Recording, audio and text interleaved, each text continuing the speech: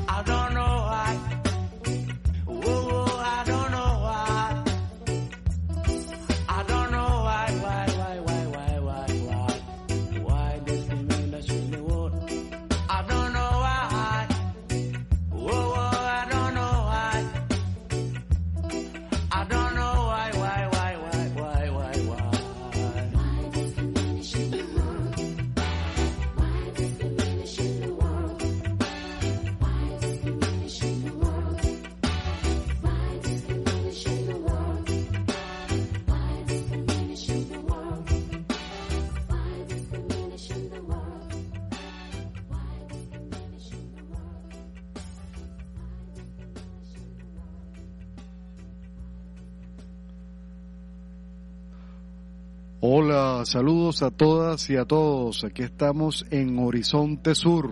Bueno, un programa que compartimos con ustedes todos los jueves a la 1 de la tarde. Bueno, queremos saludar y agradecer a la presidencia de la Radio del Sur, que está bajo la responsabilidad de Nieves Valdés, en la gerencia de contenidos Tamar Sánchez, en los controles a la compañera Guevara, y las direcciones de la radio son www.laradioDelSur.com.be y en todas nuestras redes sociales como @LaRadioDelSur. Bueno, esto es un programa conducido por Rosita Caldera y este servidor Ramón Medero.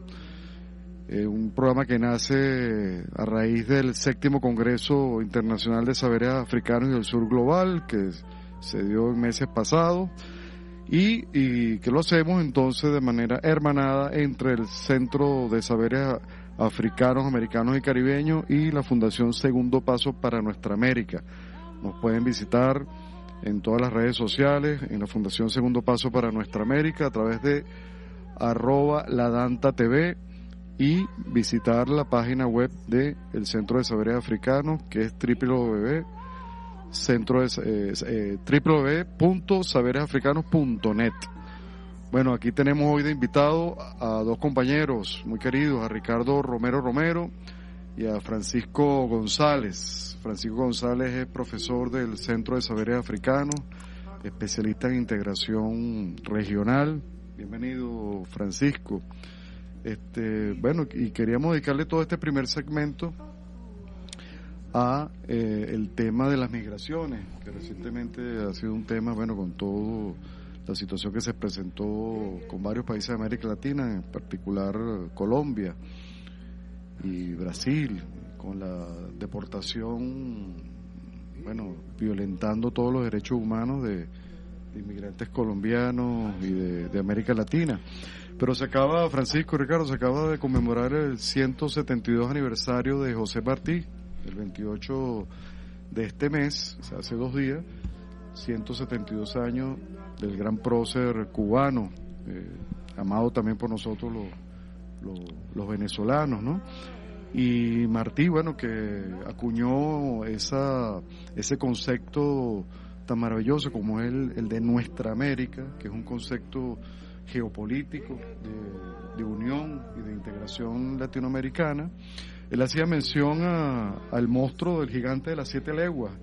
Los árboles se han de poner en fila para que no pase el gigante de las 7 leguas y hemos de andar como la plata en las raíces de los Andes, decía José Martí. Bueno, bienvenido, Francisco. Una reflexión sobre lo ocurrido en Colombia. Llegaron aviones militares, o pretendió llegar aviones militares con los hermanos colombianos tratados, criminalizados, atados con cadenas de pie, de cintura, de mano, como si hubiesen cometido un grave delito, cuando son, bueno, personas que están allá, que es la mano de obra, la fuerza de trabajo que impulsa un país que es totalmente multiétnico y pluricultural, porque Estados Unidos se ha hecho de inmigrantes. El propio Donald Trump es descendiente de inmigrantes. Sí, de alemanes, ¿no? En este caso. Y como bien dices, Medero, bueno, hay una situación, a ver, no solo con Colombia, sino con el resto del continente, y parecía que al inicio de la llegada del poder de Trump no era precisamente Colombia el principal afectado de esta política, sino que en su campaña, nosotros veníamos siguiendo la campaña de Trump y bueno, haciendo análisis sobre su discurso y sobre lo que venía pasando a lo interno, y percibimos una cuestión que pasaba en Estados Unidos, ¿no?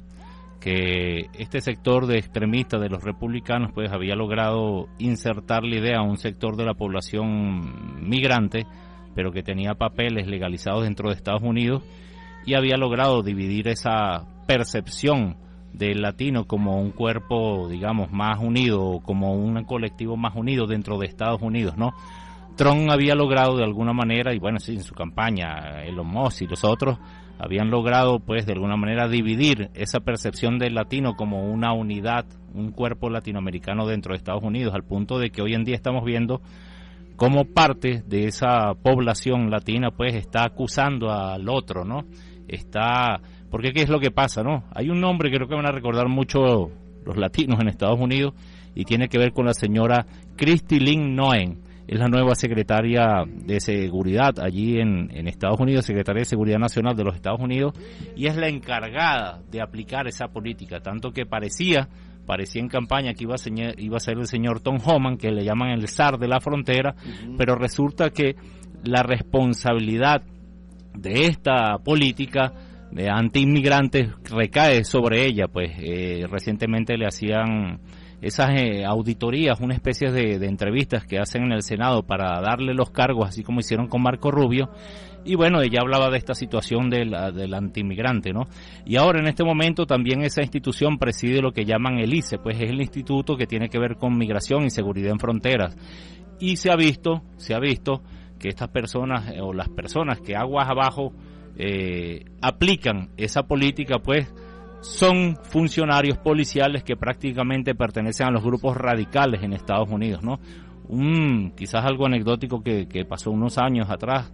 Veíamos en España, por ejemplo, en Cataluña, cuando se daban las olas de protestas contra la política del gobierno español, ¿no? Lo que son los independentistas. Y en España pasaba algo similar. Veíamos cuotas de policías que contrataba el gobierno mismo español, el gobierno de Pedro Sánchez, no estamos hablando de la extrema derecha, y dejaba que cuotas de gente de Vox participara en estas policías. Iba y reprimía a los sectores que protestaban.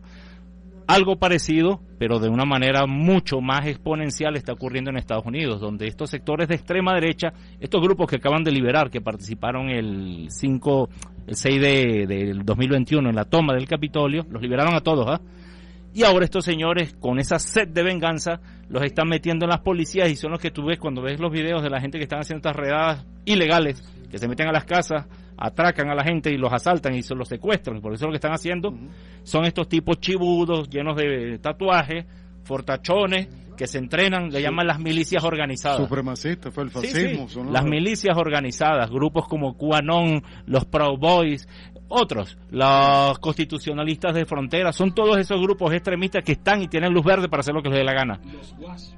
Claro. Sí.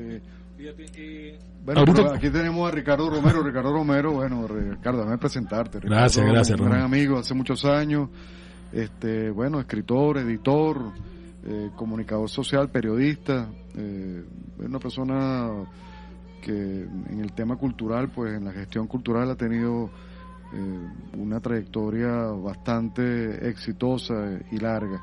Mira, Ricardo, pero es que antes de seguir, fíjate, habíamos escuchado, gracias a Alexandra Guevara, que está en los controles, que nos puso la canción de Tiken Jack Fakoly, que es un jamaiquino, ¿no? El nombre de él verdadero es Doumbia Moussa Fakoly, o Fakoly, es jamaiquino.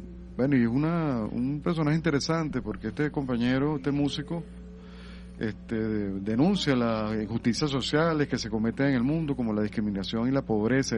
Esto que acabamos de escuchar se llama discrimination, y lo que acabamos de analizar con el compañero Francisco, pues precisamente una exclusión, una discriminación, Ricardo.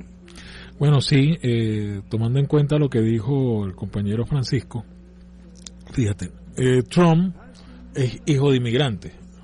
Ahora, todos los blancos estadounidenses son hijos de inmigrantes, ya sea de quinta o sexta generación, primero porque la mayoría pertenece a esa generación que invadió, que cometió un genocidio. No estoy diciendo que ellos tengan la culpa de eso, pero esa es la ideología que en este momento, incluso hay que reconocer que Trump es el primer presidente en tener el voto de colegio electoral y el voto popular. Entonces, cuando uno ve, por ejemplo, documentales como Bowling for Columbine, un documental del año 2002 de Michael Moore, veíamos cómo ese supremacismo que está en este momento gobernando Estados Unidos, porque está gobernando el supremacismo, y lo vemos incluso desde, porque ni siquiera es el supremacismo solo norteamericano, es el supremacismo global. Voy a poner el caso de Elon Musk. Elon Musk ni siquiera es nacido en los Estados Unidos, es un inmigrante. Él es un inmigrante que simplemente tiene mucha plata.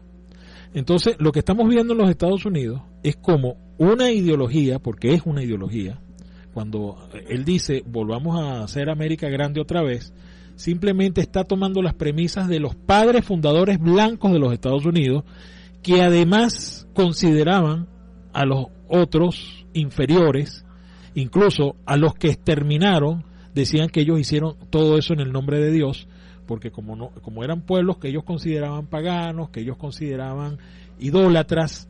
Entonces, bueno, ¿qué hizo este supremacismo? Este supremacismo está ahora gobernando en la Casa Blanca y obviamente está aplicando lo que él prometió en campaña, y sobre lo cual muchos, lamentablemente, latinos nacidos allá o inmigrantes que están regularizados y toda esa situación lo están apoyando, donde también hay población negra apoyándolo, porque es falso de que Trump perdió en la mayor parte de donde están las poblaciones negras. Es falso.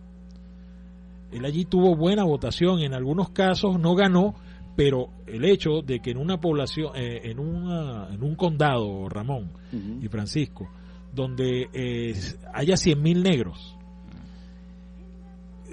votando, y que de esos 100,000 negros 40,000 hayan votado por Donald Trump, eso ya nos tiene que dar una alerta de cómo esa ideología ha penetrado la profundidad del pueblo norteamericano. Bueno, lo que conocemos como blanquitud, ¿no? Que no tiene que ver para nada con el color de la piel, sino se refiere más a una categoría histórica, política y social que se beneficia del racismo sistémico, ¿no?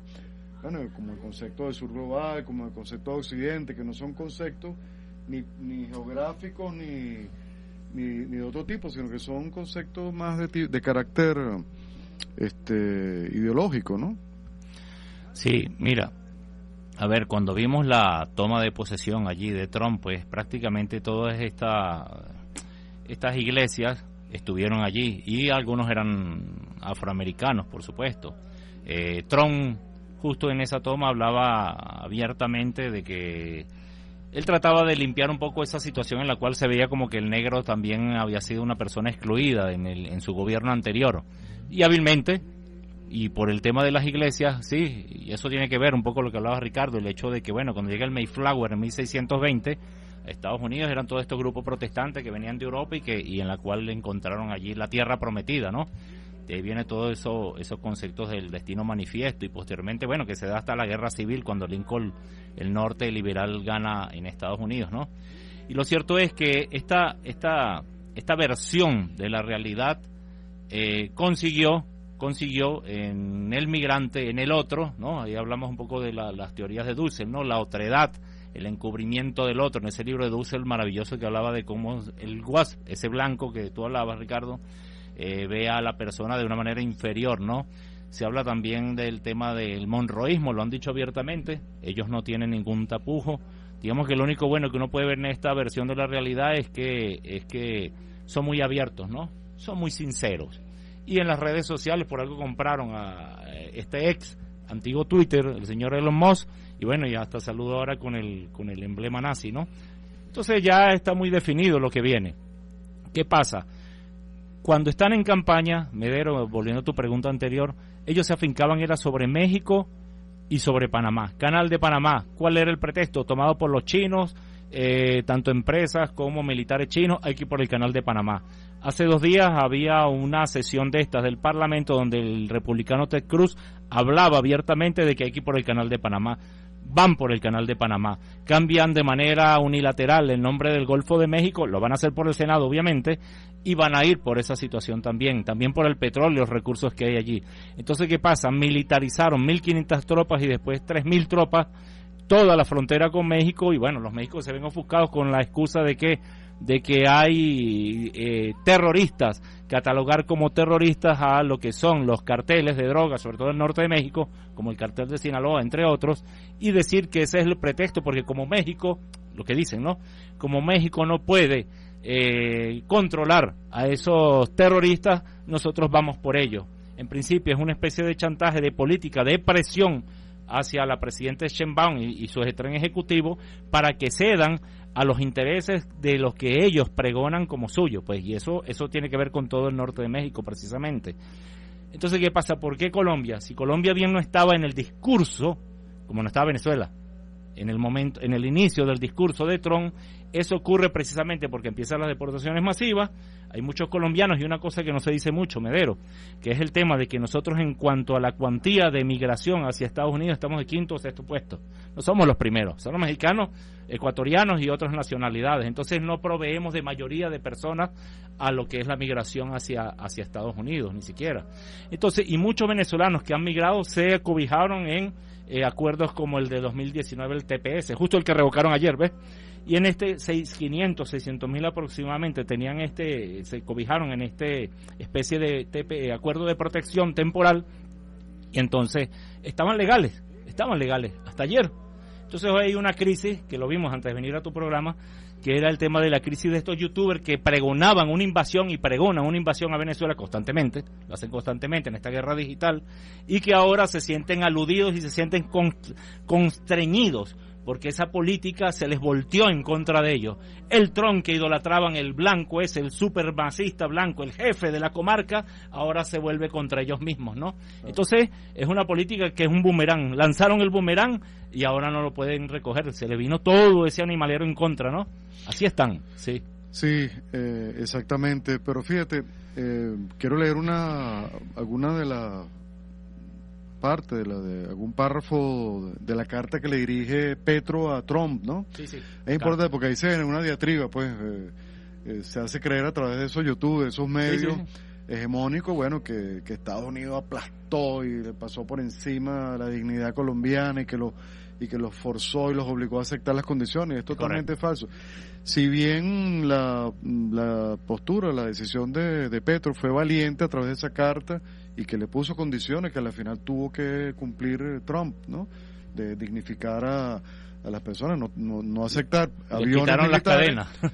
no aceptar que se hiciera a través de aviones militares, sino civiles, que le quitaran las cadenas, que se le tratara con dignidad, ¿no? O sea, fueron condiciones de Petro. ¿Y cuáles fueron las amenazas de Trump? Bueno, la que más le gusta a él, que son las sanciones. La sanción y los aranceles, que hablando de boomerang, no hay mayor boomerang que eso, porque Colombia y otros países de América Latina son socios importantes, ¿no? O sea, son las exportaciones de Colombia hacia Estados Unidos son importantes.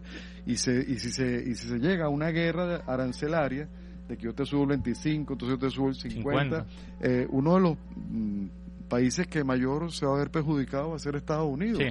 Y una de las cosas que hizo que Biden tuviese muy mala imagen en la población estadounidense es precisamente la subida de los precios, ¿no? Sí, lo que pasa es que, fíjate, Ramón, ahí en este caso, más allá, una guerra arancelaria realmente afectaría principalmente a los sectores empresariales. Entonces, ¿qué pasa? Con los sectores empresariales, y digo en este sentido porque a Trump no le importa realmente en este momento el intercambio con ningún país, porque él tiene una visión autárquica. Él considera que la mano de obra que hay en los Estados Unidos, porque tiene una visión fordista, puede ocupar todos los espacios que ocupan los inmigrantes, y ellos consideran que eso haría crecer la economía de forma interna y que además esa gente aportaría impuestos. Hay una serie de cosas allí del Estado profundo gringo. A ellos no les convienen muchas veces los inmigrantes, porque muchos de esos inmigrantes hacen que, entre comillas, estos empresarios que los contratan en los naranjales, en los viñedos, en todos estos espacios donde recogen tomates, donde, están en los campos, muchos de ellos ni pagan impuestos por los trabajadores que tienen, porque no pagan impuestos por esos trabajadores, y esos trabajadores que están ilegales tampoco pagan impuestos. Entonces ellos lo que están es promoviendo que América sea grande otra vez, simplemente expulsando esa mano de obra que sí producen los Estados Unidos, a la cual le quitan la plusvalía. Y entonces, ¿qué pasa con Estados Unidos? Estados Unidos lo que quiere es cerrar, mantener un coto cerrado, pero lo cumbre de todo esto es que esa ideología de libre mercado promulgada por ellos, él está acabando con eso. No existe el libre mercado. Esto está comprobando de que no existe el libre mercado, porque él está precisamente yendo en contra de una de las premisas de los liberales, y en este caso de ese libro que sacó, de esa obra descomunal que sacó, descomunal que más bien es descomunal, no es un mamotreto, esa obra que sacó Antonio Escotado de los enemigos del mercado, él tendría que, si estuviera vivo, reescribir ese libro, sí, porque el principal enemigo del mercado en este momento se llama Donald Trump. Sí, bueno, yo dije que iba a leer un fragmento de la carta de Petro a Trump. Petro dice: así que si conoce a alguien terco, ese soy yo, punto, dice. Petro puede con su fuerza económica y su soberbia intentar dar un golpe de estado como hicieron con Salvador Allende, pero yo muero en mi ley, resistí la tortura y lo resisto a usted. No quiero esclavistas al lado de Colombia, ya tuvimos muchos y nos liberamos. Lo que quiero al lado de Colombia son amantes de la libertad. Si usted no puede acompañarme, yo voy a otros lados. Colombia es el corazón del mundo y usted no lo entendió. Esta es la tierra de las mariposas amarillas, de la belleza de Remedios, pero también de los coroneles, Aureliano Buendía, de los cuales hoy uno de ellos quizás el último. Soy uno de ellos quizás el último, ¿no? Me matarás, pero sobreviviré en mi pueblo, que antes del tuyo en las Américas, que está antes del tuyo en las Américas. Somos pueblos de los vientos, la montaña, del Mar Caribe y de la libertad. Pero fíjate que Petro, haciendo uso, bueno, de toda esa identidad cultural, literaria, ¿no?, que acompaña al pueblo colombiano, que lo identifica culturalmente y lo destaca a nivel mundial, recurre a esas imágenes poéticas para darle una lección de ética, ¿no?, a Donald Trump. Bueno, y yo creo que sí es digno. Sin embargo, la presidenta de Honduras tuvo una postura mucho más fuerte, ¿no? Bueno, llamó a una cumbre de CELAC. A una cumbre de CELAC. Después la suspenden, claro. Sí, vamos a hablar de eso en el próximo segmento, pero bueno, adelantamos eso, que convoca una reunión del CELAC y ella dice, bueno, si acá nos pretende hacer lo mismo, nosotros iremos contra las bases militares que están apostadas allí en Honduras, ¿no? Entonces, bueno, vamos a un corte, vamos a escuchar otra canción que luego comentaremos. No te apartes de nuestra sintonía, porque en breve continuaremos con Horizonte Sur.